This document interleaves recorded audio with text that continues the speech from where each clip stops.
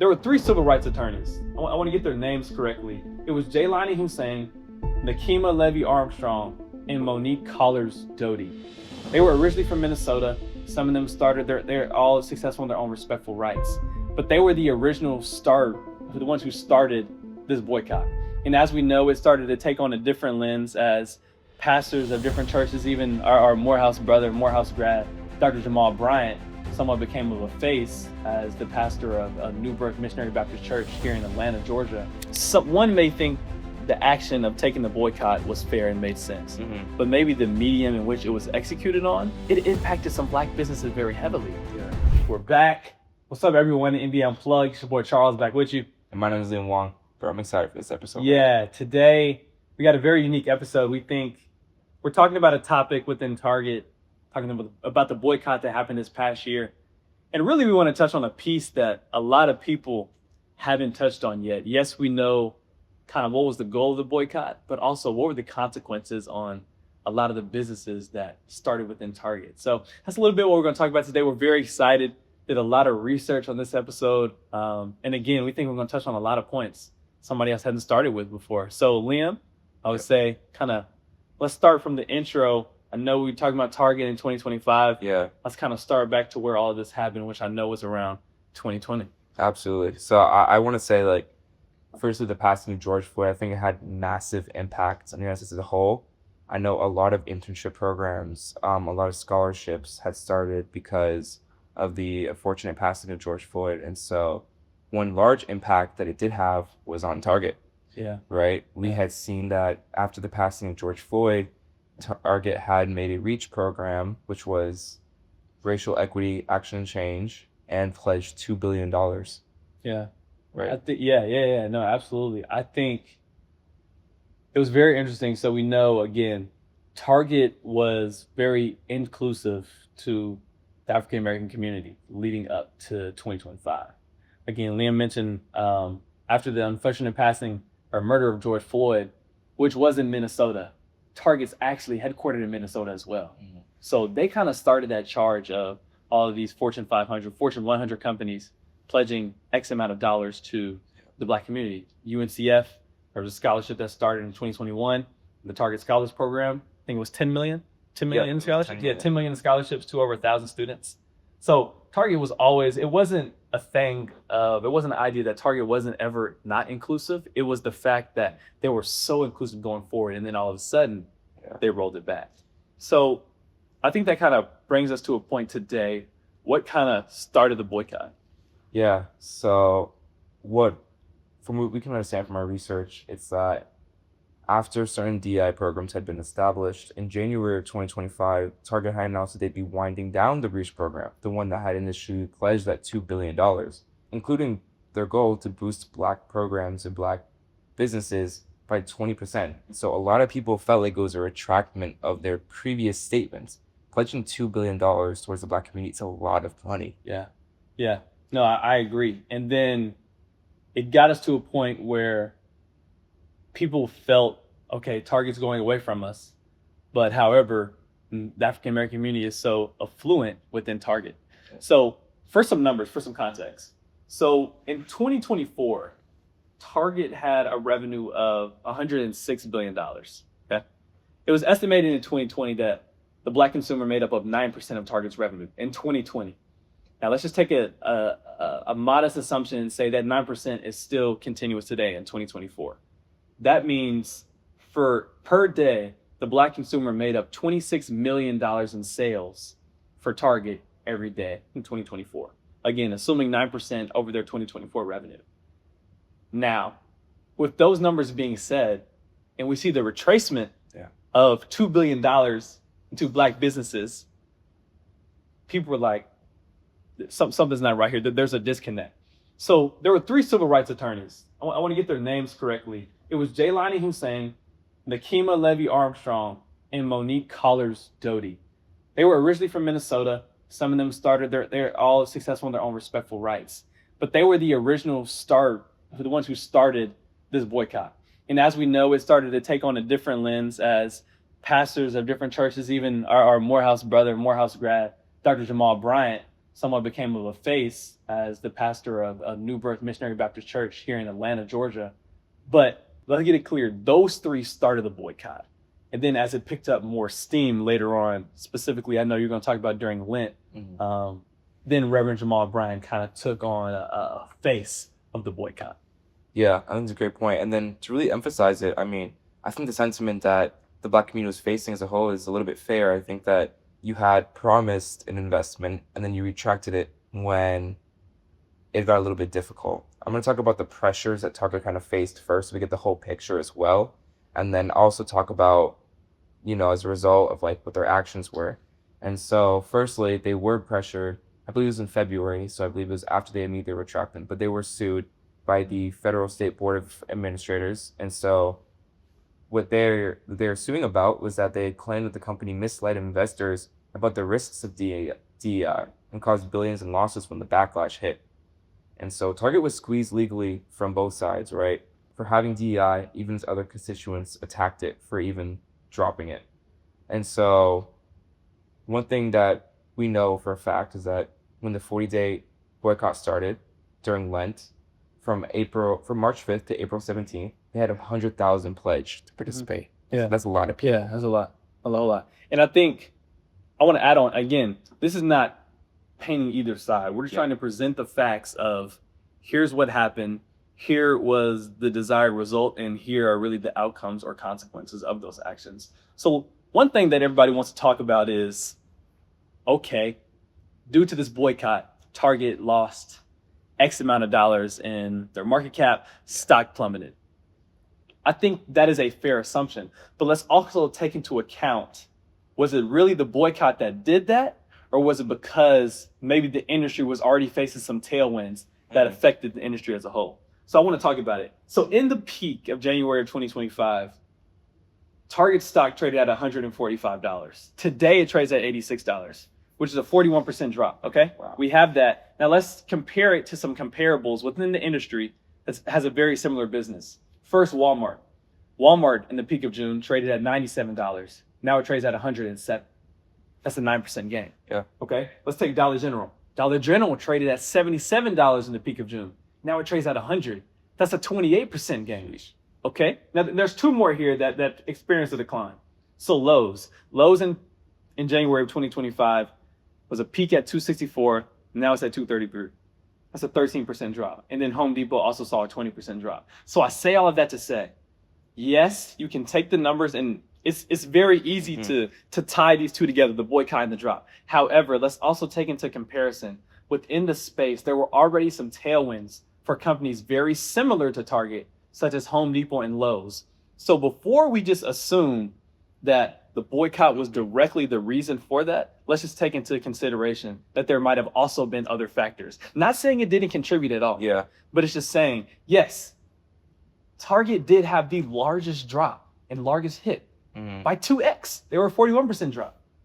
Home Depot is only 20. That's 2x. Yes, it's completely fair to say that this did impact them, but to say that was in totality of the reason why, I think we have to be careful when saying that. Yeah, I think that's completely fair. I think also to add on to that, like, share prices drop because of investor sentiment, right? And so if you have Target constantly in the news, people are going to feel good about it. And so I think the Black community had a large part to play in this. And I think that the boycott was quite successful. But you also have to consider that they were in the headlines. And I think it's a really big reason why Target's share price dropped. Yeah, no, absolutely. So now I want to talk a little more about the Target fast. So as you know, those three names I mentioned before, they were the ones who started the boycott on February 1, 2025. Now, when it comes to Lent, whenever it came to Lent, started on Ash Wednesday all the way to Good Friday, Reverend Dr. Jamal Bryant almost took on a face, Morehouse grad, and he called for a Target fast. As Liam mentioned, had over 100,000 pledges. I think the website link was like targetfast.org. It had a lot of engagement. But one part I don't hear a lot of people talking about is, okay, African-American community want to take on and boycott and fast from Target. Well, there are also Black entrepreneurs and Black businesses who have products within Target. And I feel as if maybe there hasn't been too much discussion around how were those businesses impacted as a result, or not as a result, or yes, as a result of the Black community trying to take a stand. I think it's it's not contradicting. It's just an unfortunate consequence of maybe the Yeah. actions. And my question is, I kind of want to pose was, I believe one may think the action of taking the boycott was fair and made sense, but maybe the medium in which it was executed on, it impacted some Black businesses very heavily. Yeah. And it's like, it's quotes from, everyone knows Tabitha Brown, an actress, entrepreneur in her own right. She sells kitchenware within Target. She came out and said in a statement, she understands. I actually just quote her. Tabitha Brown specifically said, "I get it, but so many of us will be affected and our sales will drop. Our businesses will be hurt. And if you know any business, it doesn't just happen overnight where you can just go and take all of your stuff and put it off of the shelves." Yeah. And I think that sentiment just kind of expresses, and I imagine for many other entrepreneurs who sell their products at Target, that it was an unfortunate reality and it kind of hurt our community when we were trying to bring the community together in a way. Yeah, I mean, it's a double-edged sword. I definitely feel like a lot of sides were hurt in this, and it all started just from a couple of actions. And so, overall, can we talk a little bit more about the implications it would have in the future? Like, what are we, one, looking for, not only from Target, but what is the consensus moving forward? There are talks about Dollar General now, Yeah. right? So what's happening now? Yeah. I think it's a different complexion on what's happening with Dollar General, because one part that a lot of people aren't talking about is it was stated by Reverend Jamal Bryant. I'm going to quote him. He said, "Target is the largest employer of Black people in America outside of the federal government." And I think whenever you have such a large concentration, if those stats are correct, have such a large concentration of our people within a corporation, and that corporation is not directly investing back into your people in a way, okay, it can create some tension. So I'm not sure the statistics for Dollar General, which is why I'm a little weary to comment there. But back to I want to bring it back to Target, because I really want to propose the question, and we can just have a discussion on it. Did the mass boycott hurt businesses as much as we tried to help our community? What's the thing? Yeah. That's a good question. I think that, what is the percentage of Black businesses that are at Target, right? And it's hard to say because there's so many SKUs, like individual entrepreneurs who put their products in there. It's like Amazon. You just put your product up. It's hard to tell. Yeah. But I mean, if we go off the stats, what they said they pledged, it was 500 plus Black businesses they were investing in to put on their shelves. So yeah, let's just take that as assumption. It's an unfortunate, it's like you're shooting an arrow and then it splits into two and it actually hits somebody else, right? It's an unfortunate byproduct of it. But when we look at what they're trying to accomplish, I think that you could take two sides, like a MLK Jr. approach or a Malcolm X, right? And so how would we have boycotted differently? Is there a different way? I mean, I, for one, can't really seem to think of a different way to address this, especially when there are claims that are being made and then retracted, and it's just unfair to the community as a whole. Yeah. And I think that's the difficulty of the situation. And let's make it clear, although it was a fast from Target and these Black businesses, I know Reverend Jamal Bryant partnered with the U.S. Black Chamber of Commerce to create a list together, a digital workplace where all of these Black products and Black businesses, you can shop Black. So there was definitely progress made to kind of tailoring to those businesses who are within Target and shopping Black. And that digital workplace was sent out to people who registered to be a part or pledged to be a part of the fast for Target. So that alternative was an initiative was pushed and made. But again, I feel as if whenever we make this boycott, we obviously we compare the Montgomery bus boycott, which actually this year was the 7th year anniversary in December and November. Yeah. And I think it's very difficult when again we have our community within this large corporation, and we're trying to boycott the corporation, but we're also trying to mask maybe the community within it. And is that possible? I don't think so. Which is why criticism in this conversation like this needs to happen, because going forward, obviously we want to bring the community up, but at the same time, we have to talk about what was the effect and consequences of our action on our own community as a result of trying to bring us up as a whole. And I think it's a very difficult conversation again, but I mean, was the boycott successful? Let's talk about that. Yeah. In someone's eyes, yes. Maybe in somebody who's selling their products within Target, a Black entrepreneur, a Black business. I don't know. Yeah. Maybe not. I think that we also have to remember, like, what we want out of this. I think the main 4 things that were kind of like goals or demands was, firstly, that reinstatement of the $2 billion pledge. Then you had your support for HBCUs with business programs, $250 million investment in Black banks, and then a revamped, transparent DI strategy, Yeah. even if you like change the name. Yeah. And to talk about the success of it, I think it depends about where you sit. Just like you said, but if you're a Black entrepreneur, you're going to understand. Like, for example, the woman you just talked about, she was empathetic with people and how they felt. Yeah. But she also understood that for other Black entrepreneurs like her, it's difficult. They don't have an out. Like you just said, that she can't just simply just take her stuff off and move it to somewhere else. Yeah. No, it's a good point. I want to add another quote. The owner of Beautiful Curly Me, which is a Black-owned doll brand, she said this: "If you don't buy our products in Target, they will cancel us from their shelves and make us buy back the products they already purchased from us. We have dolls on our websites, but having your dolls in mass retail stores gives you a different kind of visibility to millions that you can't get on a website." Yeah. And it's like, with that being said, I think it's what side you sit on. And I think there's no ends to a meaning in this conversation. There's no right or wrong. But again, I think we have to acknowledge, because a lot of people, or at least I have not seen online, of a lot of conversation talking about Boycott was successful. Target's market cap decreased by X amount. Target's CEO salary was decreased by 43%. Okay. But what about our people's community who had businesses who depend on the success and the sales that sit within Target shelves? Literally, I think both sides have leverage here, right? You have Target, who's a massive retailer across the entirety of the United States, who Black entrepreneurs depend upon. And then you have the Black community, who has a large impact on their valuation. Like you just said, it nearly halved, right? Yeah. Yeah. So, I 26 mean, million a day. sheesh. We have, both sides have leverage.